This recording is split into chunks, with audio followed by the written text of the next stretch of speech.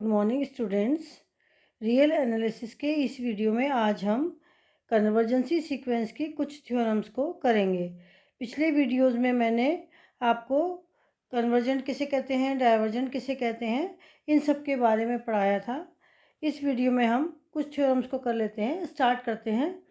पहला है every convergent sequence is bounded, यानी प्रत्येक अभिसारी अनुक्रम परिबद्ध होती है।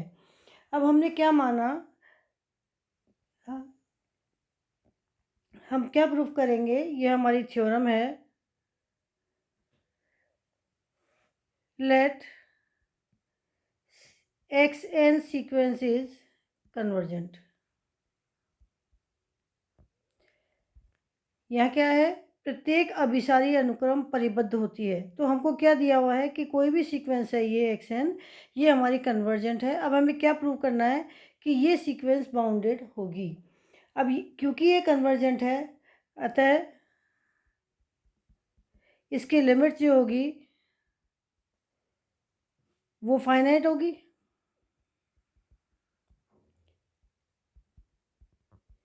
मान लेते हैं कि वो एक्साई है। तो जो कन्वर्जेंट की डेफिनेशन की होती है उसे हम क्या जानते हैं, limit of x n tends to infinity x n equal to xi. यानी कि हमको जो भी सीक्वेंस दी हुई है उस सीक्वेंस को यदि हम उसमें nth टर्म में n टेंस टू इन्फिनिटी लगाएं तो वो हमारे पास में एक फाइनाइट क्वांटिटी आनी चाहिए। यदि वो फाइनाइट आती है तो वो कन्वर्जेंट है। अब now limit x n n tends to infinity is equal to xi है, that is epsilon is equal to 1 is greater than 0 के लिए हमारे पास एक ऐसा नंबर होना चाहिए, there exist n naught which is element of natural number such that modulus of x n minus xi is less than epsilon for all n naught is element of n. ये हमारी convergent की definition मैंने आपको पिछली video में कराई है, आप वहाँ पर जाके देख सकते हैं। अब यहाँ पर दैट इम्प्लाइज एक्स एन, अगर हम इस सीक्वेंस लें तो हम उसको लिख सकते हैं एक्स एन माइनस एक्साई और प्लस एक्साई। जब दो ये जो मॉडुलस को अगर हम दो में डिवाइड करते हैं तो वो लेस देन के साइन में आ जाता है। तो less than equal to x n minus xi plus xi. और एक्स एन माइनस एक्साई हमारे पास में यहाँ से क्या है, देखिए यहाँ से ये लेस देन एप्सिलॉन है। तो हम यहाँ पर क्या लिखेंगे, लेस देन एप्सिलॉन, और एप्सिलॉन किसके बराबर हमने लिया है, 1 के बराबर। तो हम यहाँ पर क्या लिखेंगे, नेक्स्ट में एक्स एन माइनस एक्साई की जगह तो हमने लिख दिया 1। ये सॉरी यहाँ पर आएगा लेस देन, सॉरी ये लेस देन 1, इसकी जगह तो 1 आ गया, प्लस मॉडुलस ऑफ एक्साई आ गया for all n is greater than n naught. अब हमारे पास में हमने माना कि k is equal to maximum of x1 x2 to x n naught. उसके बाद में एक और टर्म आएगी 1 प्लस मॉडुलस ऑफ एक्साई। तो हमने क्या देखा कि x n is always less than equal to k. यदि हमने के को माना है कि maximum of x1 x2 x3 x n naught, n naught क्या है, एन से कम है, तो एन नॉट के बाद वाली टर्म है 1 प्लस एक्साई। तो दैट इम्प्लाइज जब modulus of x n less than equal to k होता है, यानी कि x n is lies between small k to capital k, ये मैंने आपको बाउंडेड की डेफिनेशन में पढ़ाया था, तब हम क्या कहते हैं कि ये हमारा सीक्वेंस जो है बाउंडेड है। That implies x n is bounded sequence. तो हमने क्या प्रूव कर दिया कि अगर हमको कोई कन्वर्जेंट सीक्वेंस दी हुई है तो हमारे पास वो सीक्वेंस हमेशा बाउंडेड होगी। लेकिन इसका जो विलोम है वो सिद्ध होना आवश्यक नहीं है। क्यों नहीं है, इसका विलोम क्या हुआ इसका कि प्रत्येक परिबद्ध अनुक्रम अभिसारी होना आवश्यक नहीं है। अगर कोई भी सीक्वेंस परिबद्ध है, बाउंडेड है, तो वो कन्वर्जेंट होगी ये ज़रूरी नहीं है। हम एग्जाम्पल लेते हैं। हम क्या लिखते हैं पहले कि every convergent sequence is bounded, तो हम क्या लिखेंगे, every bounded sequence but every bounded sequence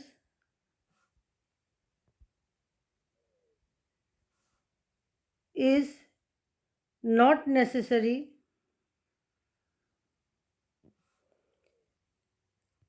convergent।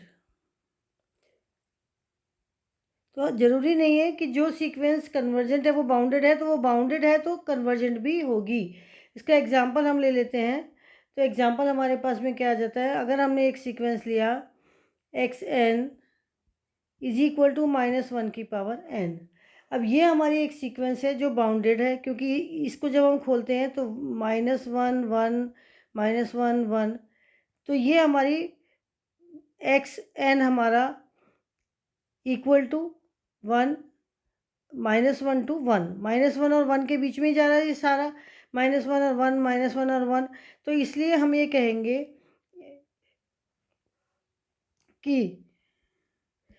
कहेंगे कि बाउंडेड सीक्वेंस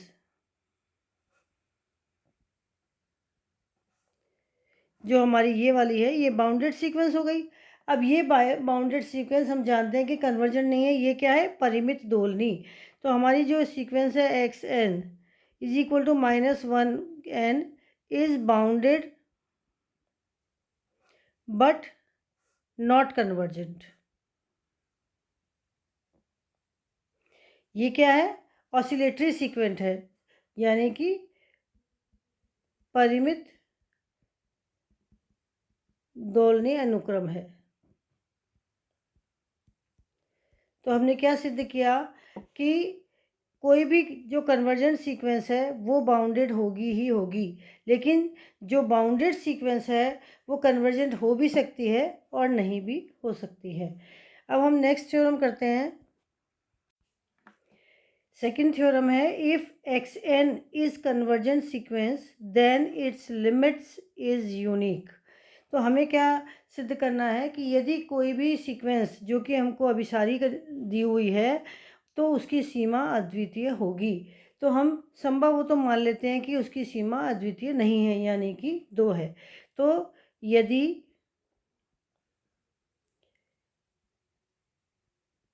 संभव है, suppose we take the 2 limits, तो यदि संभव है तो माना कि सीक्वेंस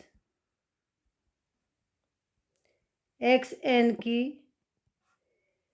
2 लिमिट्स हैं, 2 अलग अलग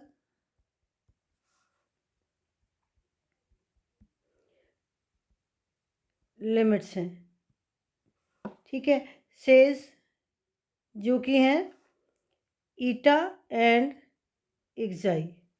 अब अगर ये दोनों अलग अलग हैं और दोनों समान नहीं हैं, तो अगर ये समान नहीं है तो eta is not equal to xi. अब हम ये मान लेते हैं कि that implies there exist element of delta is greater than 0 such that xi minus eta is greater than delta is greater than 0। ये हमने यहाँ पर ये इसको माना। अब हमने जो माना है अगर वो सिद्ध हो जाता है तो ये सही है, लेकिन जो हमने माना है वो गलत सिद्ध हो जाता है तो थ्योरम सही है, हम जो मान रहे हैं वो गलत है। तो हम इसको स्टार्ट करते हैं। ये हमारा इक्वेशन नंबर 1 हुआ।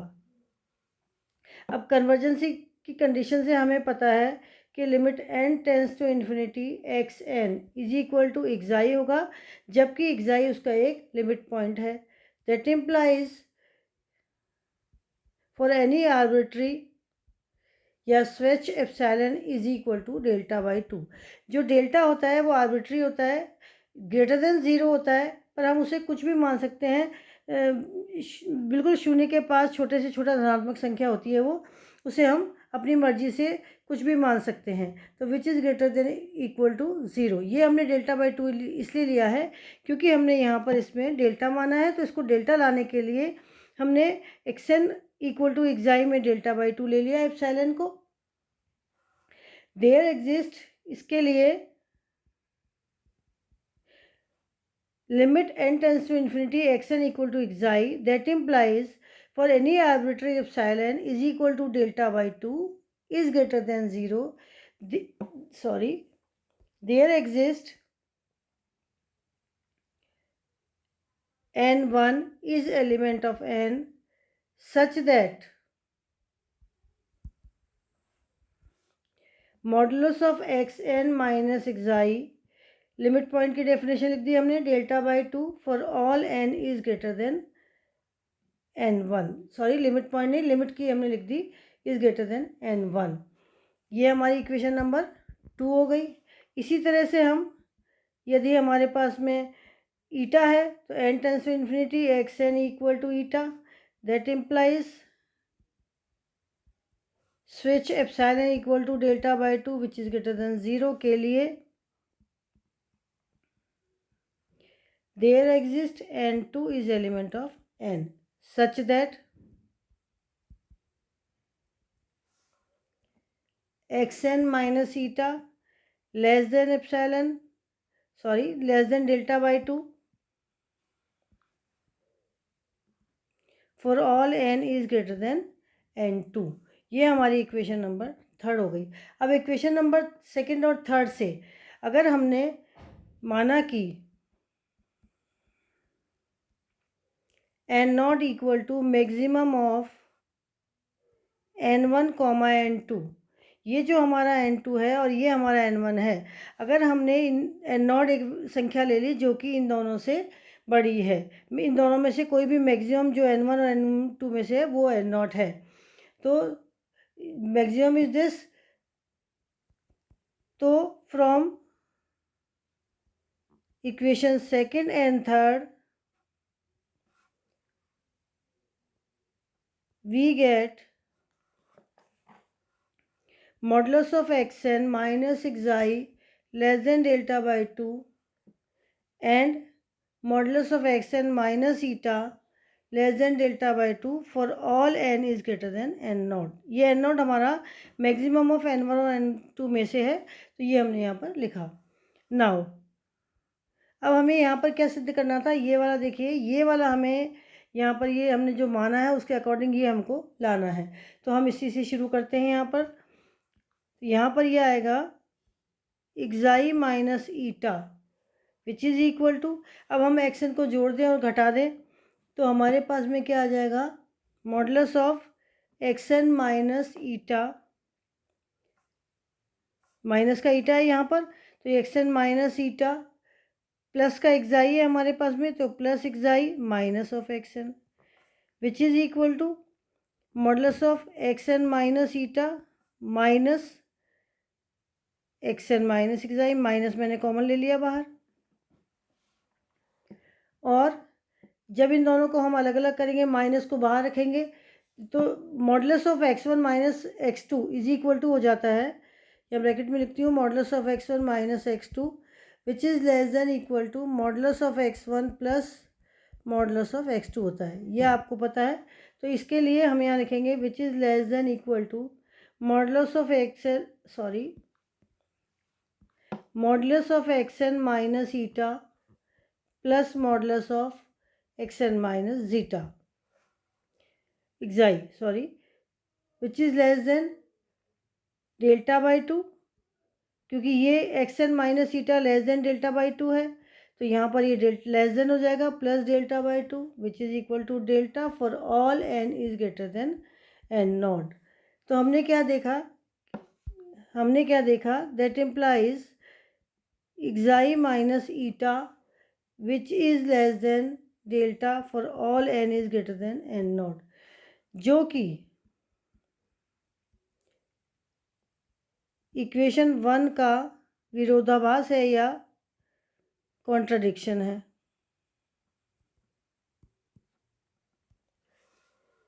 अतः जो हमने सोचा था, हमारी जो मान्यता थी,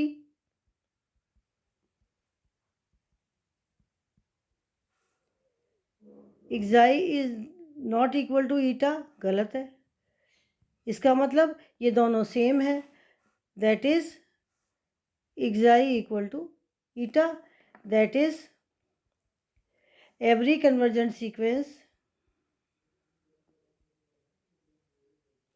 every convergent sequence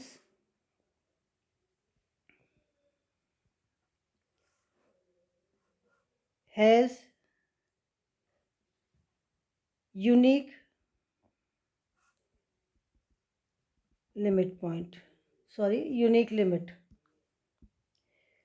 तो इस तरह से ये हमारी जो थ्योरम है ये सिद्ध हुई। जो हमें सिद्ध करना था कि xn is a convergent sequence then its limit is unique, तो हमने ये यहाँ पर ये सिद्ध कर दिया कि every convergent sequence has unique limit. तो इस तरह से ही मैंने आपको दो थ्योरम कराई है। अब हम नेक्स्ट थ्योरम अगले वीडियो में करेंगे। Thank you.